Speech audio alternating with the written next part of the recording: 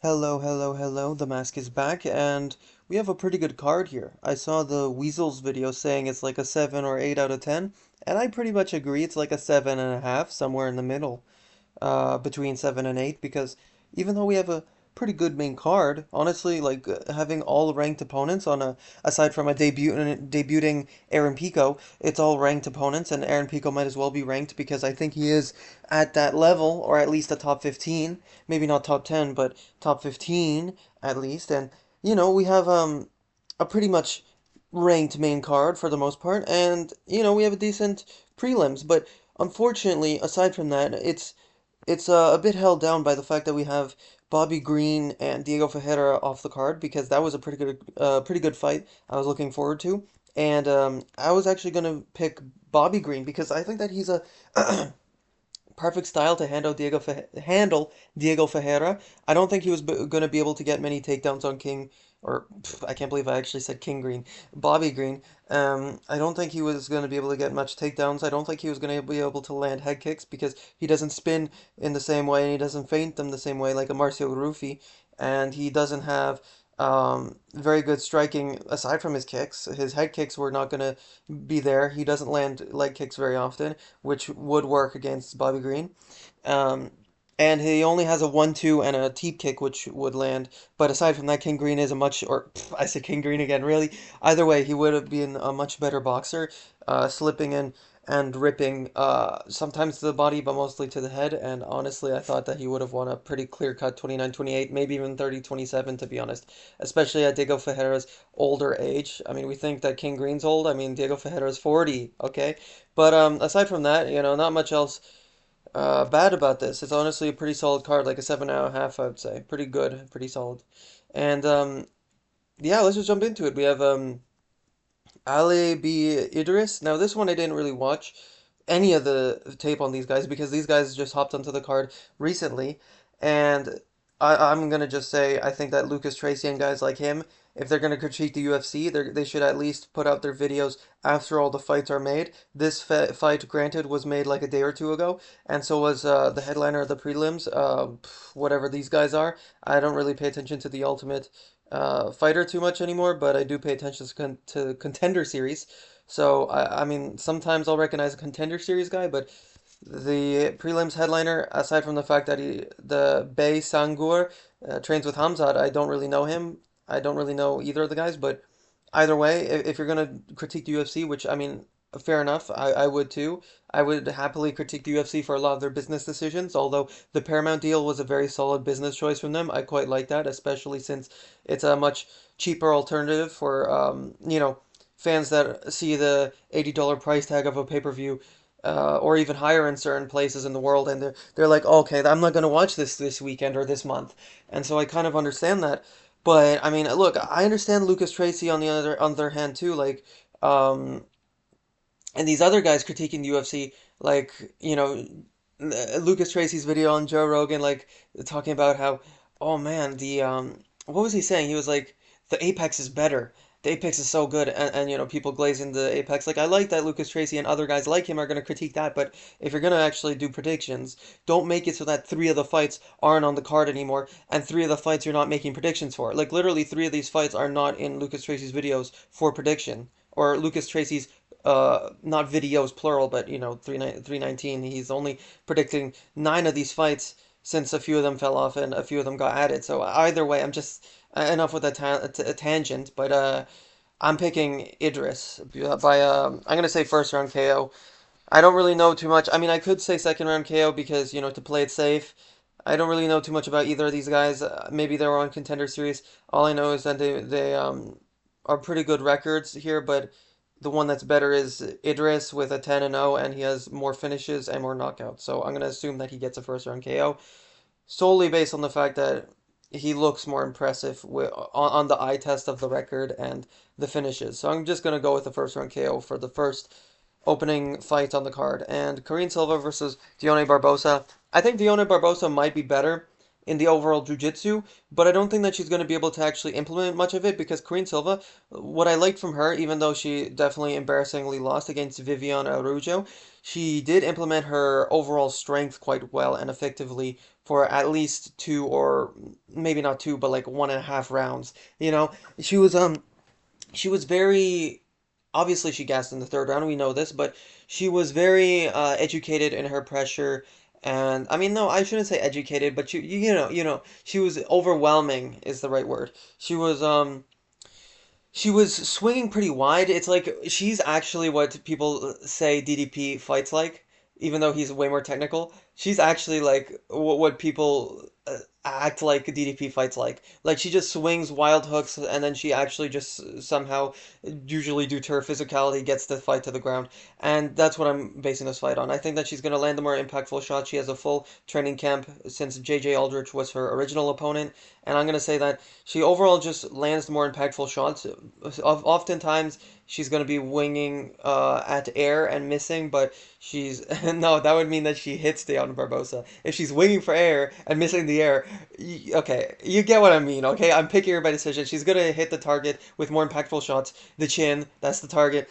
And she's gonna rock her a few times. Maybe Diana Barbosa capitalizes on the swinging and missing, but I don't think that she's going to get much, and maybe a few, like leg locks attempts or arm entanglement. She's going to try with Kimura or something, but none of it's going to land. None of it's going to be.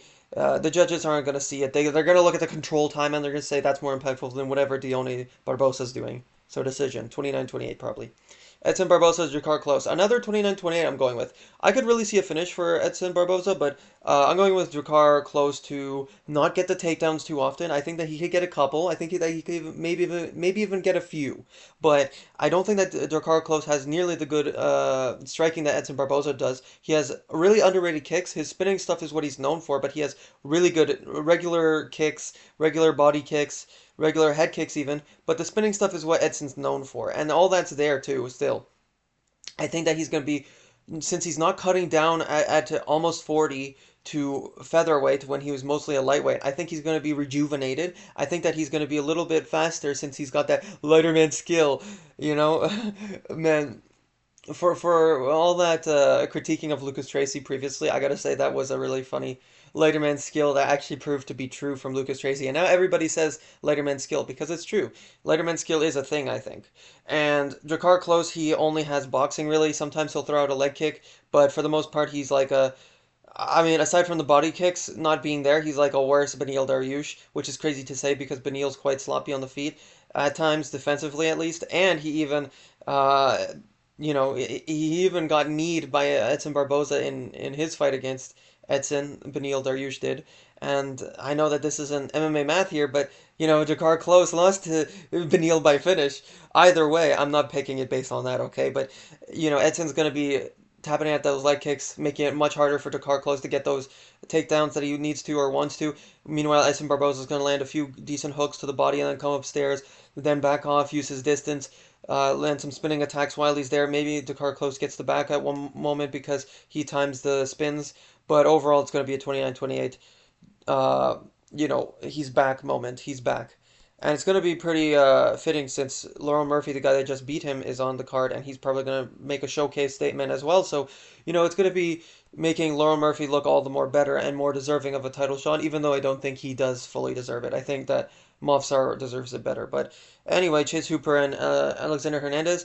This is basically Jim Miller versus Chase Hooper too, because Alexander Hernandez is basically a worse version of Jim Miller at this point in his career, if you ask me. He's been very 50-50. He's had two split decisions. They're both like different. One's split and one's unanimous, but if you ask me, it's like they should both be split. I really am surprised that both the judges or all the judges in the Kurt Holloway one didn't see it to Kurt Holloway's way. I thought that that was a much closer fight than what was led on by the unanimous decision on this, on this topology here. It's really closer than a unanimous, and even then, like some people argue Kurt Holloway's way there, and more people argue Austin Hubbard's way. I can't believe I'm forgetting. These are kind of like NPC names, okay? So can you really blame me? I know these guys. I know how they fight. It's just, they're kind of not the most well known. But Chase Hooper, on the other hand, he's got amazing jiu-jitsu. Similar to Kurt Holloway and Austin Hubbard, he has that long, rangy striking, which he usually utilizes quite well. He hit, what's the dude's name? Slava Claus, I can't believe I forgot. He hit Slava Claus with what looked like a very long hook that was kind of like an unorthodox hook. It might have been like a jab that dropped him, but either way, he dropped him with like a fairly straight punch that looked kind of awkward, and he then just completely destroyed him on the ground and followed up with some nasty ground and pound. And Alexander Hernandez is a very strong athletic guy, which is why I do think that it's going to be another 29-28. Lots of 29-28s on this card, but I do think that he's going to get a 29-28, losing the first round due to the fury of Alexander Hernandez early on, just the pure strength and athleticism. I think that it's going to be hard for Chase Hooper to keep the back, hold it there, and I think it's going to be hard for him to keep that body triangle early on. But I think near the end of the round, he's going to start to put pressure and pace on Alexander Hernandez. While Alexander Hernandez is going to win the round based on landing some decent looping shots that actually hurts Chase Hooper at moments, I think that the fact that he's at lightweight now is going to heal, or not heal, but help his chin quite a bit compared to when he was fighting Steve Garcia, which I believe was at featherweight. I think that that's going to rejuvenate him quite well since he's also growing into the weight class, growing into it, the division, and I think that he's going to show a just a basic. Oh man, also I forgot that Nursultan Rusaboyev versus Brian Battle was on this card. I was gonna pick Brian Battle, especially since he was 190 pounds, and that got canceled too. So like, so many of these fights that these guys are picking, it's just like, man, these prediction videos are so dated. It's just like, come on, Lucas Tracy, wait till the freaking all the fights, all the weigh-ins are done, and then make your prediction. Come on. And this goes for other MMA YouTubers. It's just Lucas is the easiest, low-hanging fruit, easy pickings. It's a easy example. So Chase Hooper decision 29-28 rides the back in second round, probably just relies on striking in the third when Alexander Hernandez is more gassed than him, and he shows actually okay striking, because even in the first round against Jim Miller he showed some okay striking.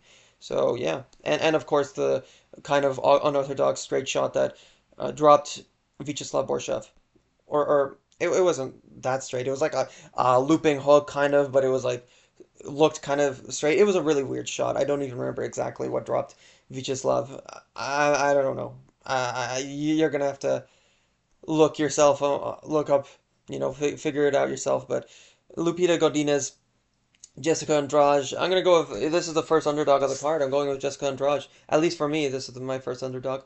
Lupita has better boxing. She has some okay takedowns, but I don't think that she has the athletic takedowns that Jasmine Jasudavicius has. Jasmine, she lifted Jessica Andrade in the air and then like pretty much slammed her there. It was a really impressive performance from Jasmine Jasudavicius, and it's showing that she's in her prime now, and it's crazy. Like now more than ever, when she's 36, if I think she is something like that, 35 and 11 months she was going into that fight, I believe something pretty old, and she's looking even more youthful as she goes on, which is crazy to say at this pretty much out of prime age for a women's MMA fighter that she should be at. But Lupita Godinez, she has better boxing, I think. She has more in tight, close, better boxing, faster. Not as strong though. That's why I'm going with Jessica Andrade, because I feel like when they get scrappy in the boxing, against Julia Polastri, something like that. Paul Lastry. Lupita Godinez was actually getting pieced up, and that was mainly due to the range, granted, and it's only a 1 inch reach advantage from Jessica Andrade. But I think that if you're able to get tagged by these girls that don't really have that much good striking, like even a Mackenzie Dern at moments and a Verna Jandiroba, who Verna Jandiroba is better than Mackenzie Dern, but even she was kind of having it was kind of a little too easy for her to find the chin at times. Yes, she was mostly relying on the grappling, but these grapplers managed to find the chin, and I don't think that Lupita Godinez is going to have much success with the type of takedowns that she goes for. She doesn't lift or slam like Jasmine Jasudavicius did in that fight, and even that's kind of a one-off from Jasmine Jasudavicius. I think that people are looking at the performance, and they're assuming that that's just basically how all these ladies that submitted Jessica Andrade did it. It's not really that simple, and I think that Jessica Andrade, once she bears through the first round, where she might get taken down, she might get pieced up a bit, the second round comes and she actually drops, or probably not drops, but she could drop her, hurt her in the third round. I could see a 29-28 for Jessica Andrade here. I think it's a pretty good pick. Now this one's a pretty good underdog, but I'm actually going with Mikhail Oleksiejczuk. He shouldn't be this big of a favorite, but I do think that just throwing out 48% takedown defense statistic like Betem MMA did is a bit stupid, because You have to look at the styles. You have to look at how he gets the takedowns. And what Gerald Mearshart does, which is actually pretty good here, is go for body kicks and throw some wild strikes out there. Sometimes a okay 1-2, but usually some fairly loopy shots. And then he just tries to get down to the hips once he distracts you upstairs, which is pretty okay. But Michelle Pereira is gonna get the body kicks and then come around the back and then get the hooks and then get the rear naked choke. A Michelle Pereira who has nasty first round KO potential against guys who don't have a reach advantage like a Abus Magomedov and don't have a grappling advantage. Because Mikhail Oleksiejczuk is not really a grappler. We know this, but the difference here is it's just the athleticism difference. Gerald Mearshart it likes to work his way into the fight. He often doesn't shoot that early on. We saw that against a lot of guys like a Joe Pyfer. Another name isn't really coming to me right now, but I guess a Brad Tavares. He kind of waited a while. I believe to the second round. I might be wrong. It might have been late in the first round, but either way, he waits a while to get the takedowns, or it could have even been the third round. Either way, he was choosing to strike with a lot of these guys. And granted, Brad Tavares has really good takedown defense compared to Mikhail Oleksiejczuk. But who are we talking about here? We're talking about guys that he's getting submitted to by recklessly going into their guard or recklessly. He hunts for the finish too often sometimes, and what that leads to is oftentimes just he's impatient. That's what it is. It's just he has a low fight IQ, but he has really good power, really good boxing once he gets inside. And sometimes he's too willing to play the range game, which is not really great here. But I think that the body kicks is the only thing he has to worry about on the feet. I think he has a really good guard, and he has not like on the ground game like a guard, but he has a really good shelling up guard on the feet, and he has a good 1-2. He has good cross, good hooks. In fact, most of his finishes are first round cross or hook, left cross, left hook. I've seen in the past. We want to talk about his takedown defense. We should talk about the fact that Gerald Mearshart got KO'd by a left hook for the pretty much aside from excluding the ground and pound. He was pretty much KO'd and done from a left hook from Joe Pyfer. And I'm not saying Mikhail Oleksiejczuk is as athletic as him because he's not. He's really like a blob at middleweight athletically how he looks, but he has some unassuming power, and you don't see it or you don't realize it until you see it. It's really crazy. He gets a lot of first round finishes. So I'm going to say probably a left cross. I'm going to say. I know a left hook is certainly possible because Joe Pyfer got it. And that's my second pick here. That's like my next closest, next most likely, I would say. But I think that the left cross, I just feel a left cross here. Like Gerald Mearshart goes for a body kick. Maybe Mikhail Oleksiejczuk catches it, and then he comes in with the left cross straight down the pipe. Boom. And another thing, one last thing is he's been training with Kyle Borralho, who actually I believe submitted him in the second round. And if it takes Kyle Borralho second round to get to his neck, meanwhile he's now training with him and learning these techniques, I think Mikhail Oleksiejczuk's going to be having a better fight IQ on the ground. And next we have Bai Sangyur, Susirkayev, and Eric Nolan. Yeah, first round KO, pretty obvious here. Even though I don't really remember too much about these guys or know too much about these guys, I might have seen some of their fights when they were on, I believe, Ultimate Fighter. I don't know too much. They might have been a Contender Series though, so that's why I'm saying I believe Ultimate Fighter. Yeah, see, one of them was Contender Series. Probably Eric Nolan was on Ultimate Fighter, maybe. But I'm going with first round KO. I mean, if you look at the odds, you look at the finish rate from the 9-0 Kayev. He's also training with Hamzat, I should say, and he's got the youth advantage. He's got pretty much every advantage in the book. The height, I mean, the height's the same, but the reach. He's got the finishing potential. You got to go with him. First round KO. Don't know too much about them, but I'm gonna just assume that he is elite when he train. When you train with Hamzat, aside from the fact that excluding Guram, okay, even Guram's pretty elite, but aside from him, kind of fumbling his chances in the UFC, every guy that's been with Hamzat is pretty elite, I think. Kaya Sakura, Tim Elliott. I'm going with Kaya Sakura. I'm really surprised by Weasel's pick of Tim Elliott here. He has a real path to victory, no doubt, but Kaya Sakura should get this done by first round KO. The thing about Kaya Sakura, rewatching the Alejandro Pantoja fight, he actually was arguably winning that first round. Some people were saying that he got dropped, like Daniel Cormier did on the live analyst or live commentary when he got taken down, he got dropped into a takedown or something like that. I think it's just because he like jumped to go for a knee and then he kind of got hit with a hook, and so it was kind of like a flash knockdown, but it didn't really seem like it. Like I feel like Gamrod probably got hurt more when he got spinning elbowed or spinning back fisted by Armin Sarukian in their fight. Either way, Kaya Sakura, what he likes to do really on the feet, aside from we know that he has really good knees, he finds the liver very beautifully. He's very fast and athletic, and that's really what he goes to with the boxing. He kind of just steps in. Sometimes he feints really well, early on especially, but what he usually likes to do is he likes to step in really quick with these tight, fast hooks, and he just explodes in and hurts the opponent when they don't see it coming. Against Pantoja, he didn't really hurt him too much with those, but he really just relies on his explosive and his speed, his athleticism, and his explosiveness, I should say. And the thing about that is, with Tim Elliott, he kind of exposes himself with being also a pretty slow fighter for flyweight. I feel like against what's the guy he won against last? Sumodarji.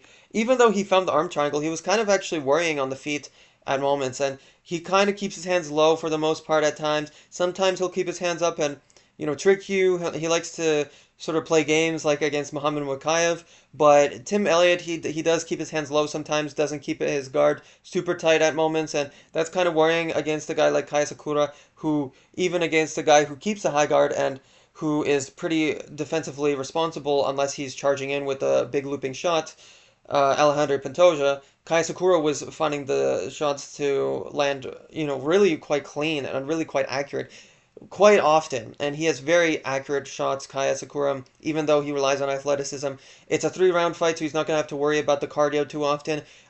Even though he was being a little bit, it looked like he was kind of gassing in the second round, kind of letting it get to him, the pace of a Alejandro Pantoja. I think Tim Elliott, although he's quite crafty on the ground, he's quite technical to be honest. He can latch up that arm triangle, and Kaya Sakura does have a pretty similar build to Asoma Derji, honestly. So I could see a world where he gets an arm triangle, or maybe threatens with the arm triangle and works his way to the back. I could see those possibilities, but Kaya Sakura also another alleviating, you know, thing I saw is he was able to spin out of a few moments, a few hairy moments in the clinch and in the grappling exchanges against Alejandro Pantoja. Now, of course, when the athleticism is gone, how will he look? Well, we saw that he got rear naked choked against a Alejandro Pantoja, but like I said, 3 round fight, he's not going to have to worry about that too much. And also, Tim Elliott, I think that being 3 years off, maybe two, but I think it was 3 years.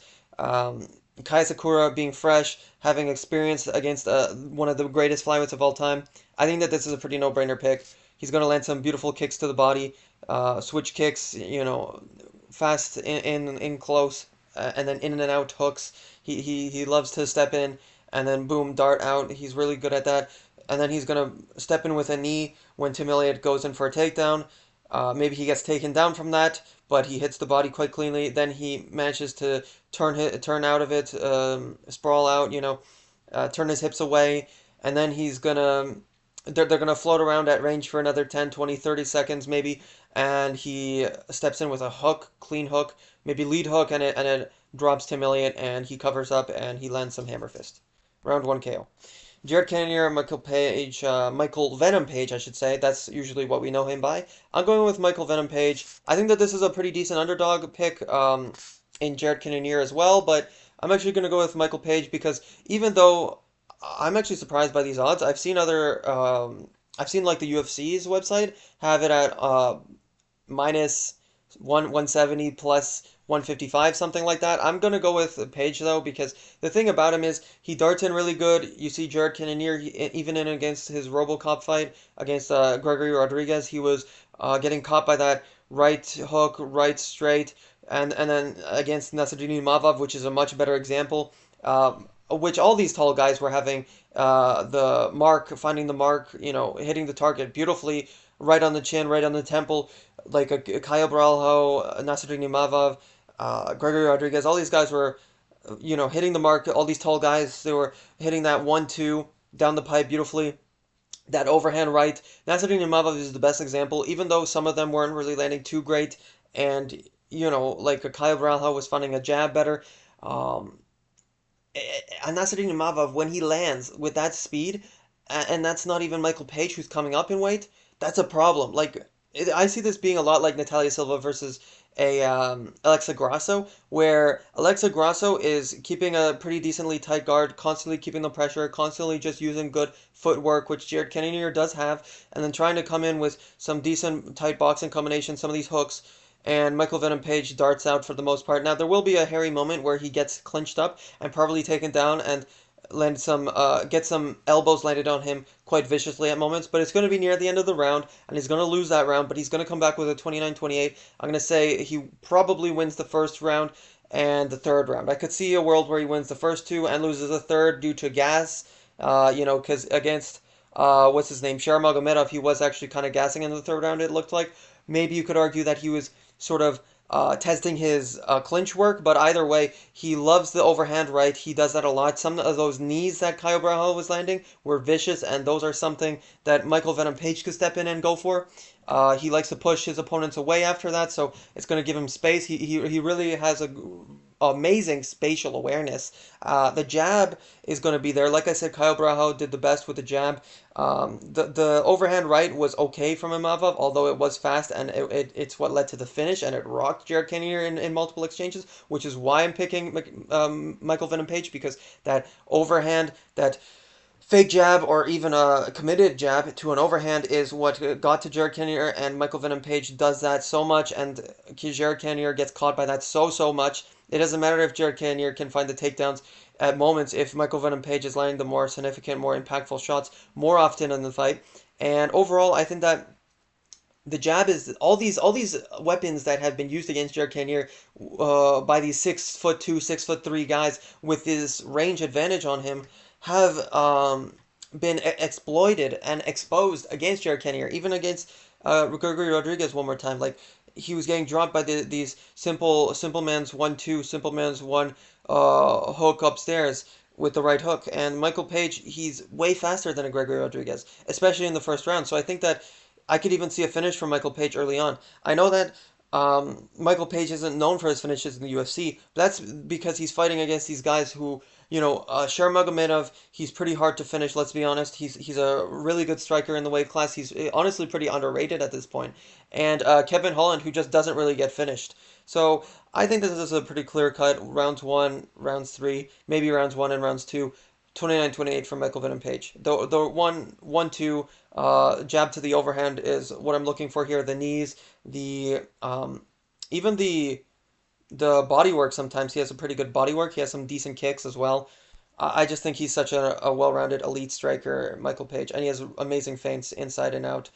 It's going to be hard when he's pushed up against the fence, though, so that's why it's a little worrying. Jeff Neal, Carlos Prates. I'm going with Carlos Prates. You look at guys who aren't even lethal in the striking, like a Neil Magny, who just have a reach advantage against Jeff Neal and a clinch work advantage, and you see that those guys absolutely a guy like Neil Magny. Not those guys, but guys like Neil Magny. They just have a field day with him in the clinch. And Carlos Prates, and in the range, like just a jab is what's enough to put Jeff Neal at bay. He really works his game quite well against a Blal or a Vicente Luque, who are much more willing to have that boxing moments, those little in close tight clinch work boxing moments that are not against the fence, but clinch up against each other in the center of the octagon, and they just kind of swing hooks and swing uppercuts. And Carlos Prates, he's not going to play that game with him, or at least he shouldn't. If he plays by the right game plan, he should get a round two or round three finish because he's going to constantly cut open the face of Jeff Neal with that jab. It's going to be much more lethal than a Neil Magny. We know that he has a much more lethal power. We've seen that. And Carlos Prates, the only thing that's worrying here is when he lets his opponents pressure him, sometimes he'll reset and he won't be able to actually continue. All you have to do is kind of just throw stuff out there at times, and he will reset. He kind of floats around as an NPC at moments if you pressure him. So the pressure is the only worrying thing because Jeff Neal could come into this with the right game plan and just put him on the back foot and he finds the right shots, but he's just not fighting like that at all in most of his fights. It's these guys that are willing to fight with him in the pocket, and Carlos Prates has an amazing 1-2, an amazing jab. He has really, even with he hits you with the end of his shots, even with knees. Like if you look at his knees, similar to the Michael Venom Page here, but even better, I would say he has better knees. Which I mean, obviously, because he has Muay Thai tatted onto his chest. He obviously has good knees. He should have good knees. But it's not just that. He has like not only does he find the right moments and find the right spot to hit these guys with the knees, but he also um hits you at the end of the knee as well. Not just at the end of the jab. He doesn't hit you at the end of the shot with just the jab or the 1-2. He hits you at the end of the knee. Like it's so weird. He has like a rangy knee too. He has like rangy. Everything he does is rangy. So, I mean, because he's such a lanky and long striker, and the only times that Jeff Neal has ever lost is pretty much because he can't get inside on these long, rangy guys. That's pretty much his biggest problem. It's a no-brainer for me. And these 1-2s, these jabs are going to accumulate. Sometimes these knees he's going to lower the hands because of the knees landing to the body. Sometimes Carlos Prates comes upstairs with these head kicks. I think that he's going to hit the dome with the head kick, and then he's going to sort of stumble Jeff Neal, and then he's going to follow up with like a 1-2, and then some maybe not ground and pound, but Jeff Neal kind of shells up to the side of the cage, and he lands a few shoveling hooks against Jeff Neal up against the fence.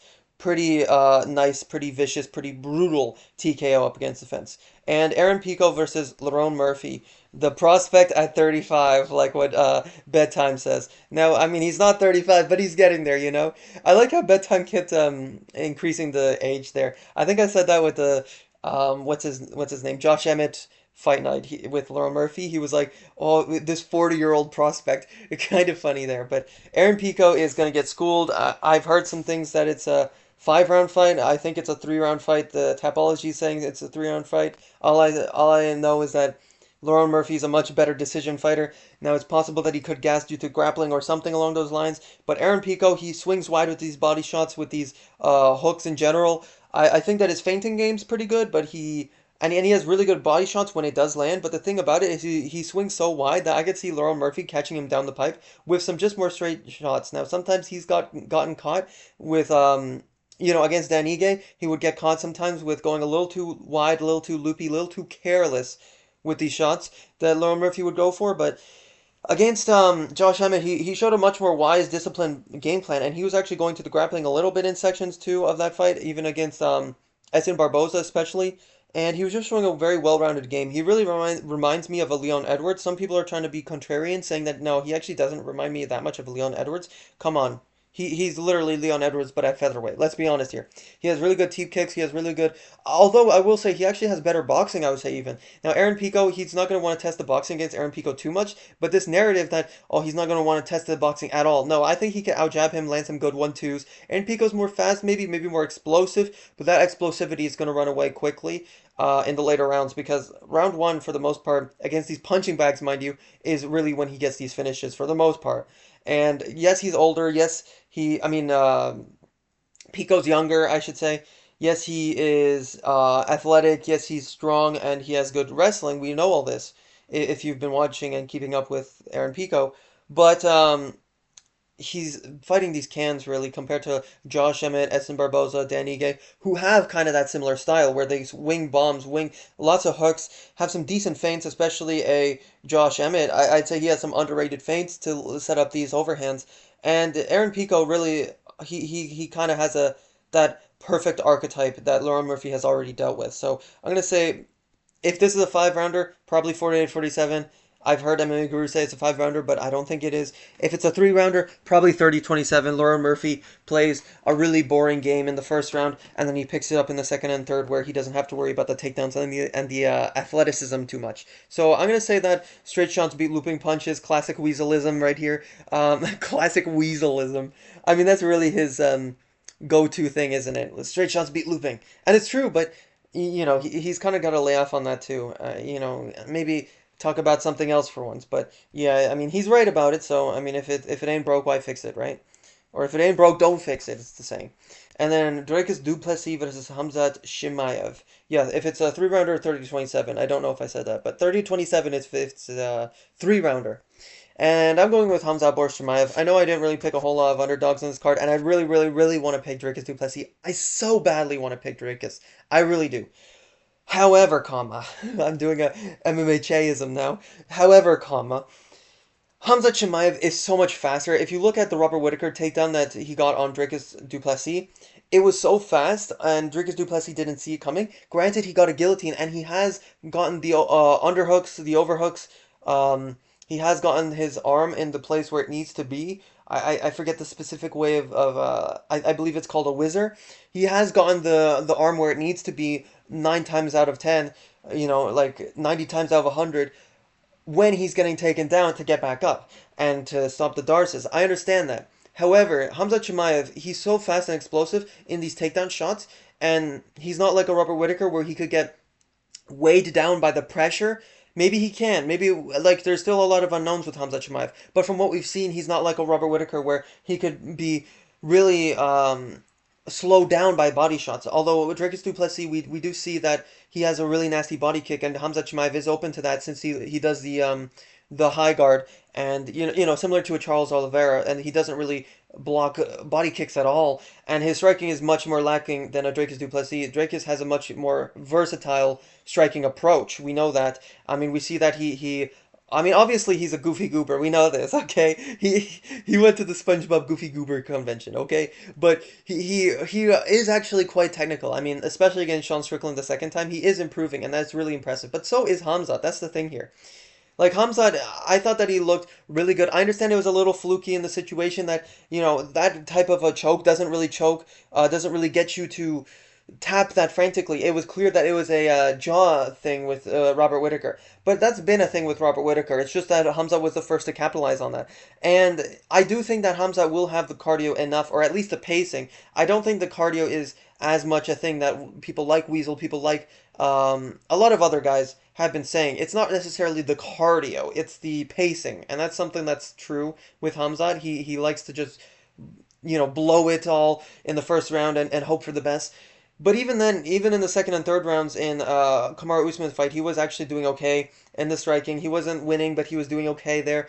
And I think that he's improving in that aspect. I think that he is probably able to get a 48-47 out of this, winning off of more dominant grappling moments. And like I said, I understand that Dricus du Plessis, he does get the whizzer, he does get he gets like the arm over so that you can't actually get the darts, or that you can't actually keep him down so he could actually just get up. But Hamza Chimaev, the thing about him is he's constantly relentless. He's constantly chaining these shots and these clinch moments into more takedowns, into other positions. And I think that the speed here and the athleticism is going to be too much for Dricus du Plessis early on.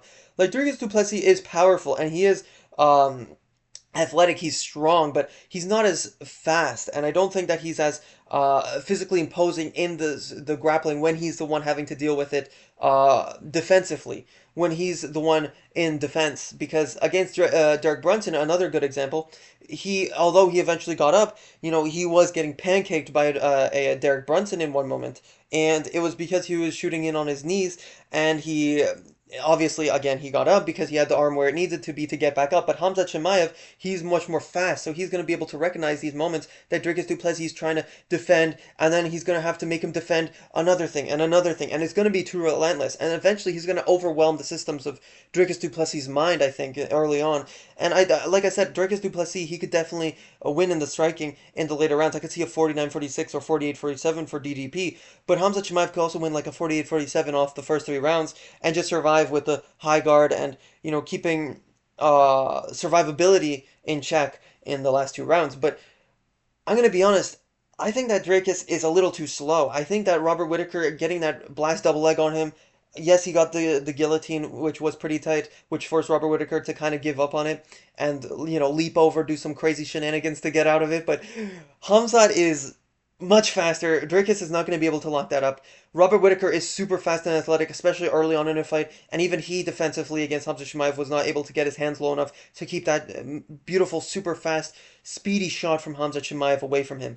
He just couldn't really do anything there, and I think that Robert Whittaker is actually better in the straight up grappling, getting out of these situations, seeing as he was I understand that there was moments where Dricus du Plessis could have done better, but I think that overall in the overall scope of things, he has shown a better ability against higher level credentials like Yoel Romero, like Jacare Souza. So I think that the fact that he wasn't able to deal with the speed, with the constant attacks of submission attempts, and constantly taking him down, putting him down, mat returning. I think that this is too much for Dricus. I don't think that it's a mat.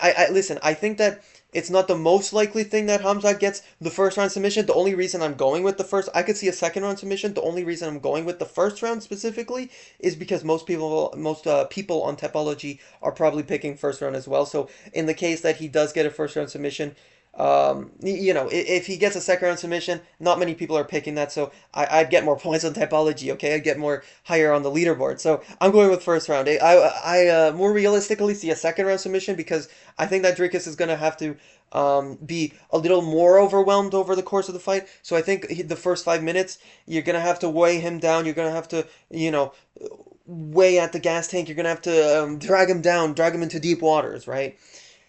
But I think that in the very last moments of the round, I could see like a rear naked choke be latched up really quick, or like a neck crank, or a face crank, I guess. Um, when Dricus du Plessis is defending the Darce and he hops to the back because he's so fast, he's so quick, and he's in his prime, and he's younger, and he's more youthful, and he's just been training with the absolute elite team with Armin. I mean, he's been training with Armin, but he's got some guys helping him with his cardio, with his pacing, with he's got a bunch of guys. He's got guys from Olympics, right? He's got Olympic level coaches teaming him up with that he's been teamed up with. Okay, I'm picking Hamzat. I want to pick Dricus because I could totally see him land some jab, jab, body kick, jab, parry, the hook from Hamzat or the overhand from Hamzat, come in with an overhand of your own. I could see that beautifully. I could see him land spinning back fists. I could see him landing spinning kicks to the body. I could see him landing the question mark kick. Dricus has a really good underrated striking game, but I'm picking Hamzat Chimaev, okay? I think he's going to get the sub in the first round, late in the first round, very late. I don't think it's going to be that easy, like what an MMA Joey or Kenny Okoye are saying.